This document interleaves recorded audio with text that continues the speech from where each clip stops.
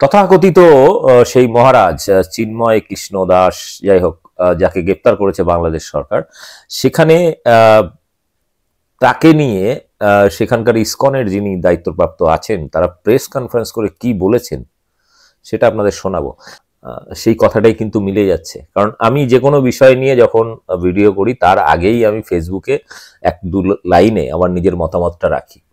তো সেইগুলো দেখলাম পরবর্তীকালে আমি যখন ভিডিওর মাধ্যমে করি কয়েকদিন পরে সেটা সত্যি প্রমাণিত হয়। সেটা বিভিন্ন ঘটনার ক্ষেত্রে হয়েছে।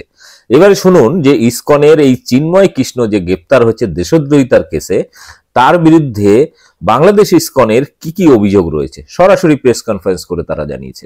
দেখুন এবং ব্যাপক শেয়ার করুন, আর আমার চ্যানেল বং নিউজ লাইভ সাবস্ক্রাইব করে রাখুন।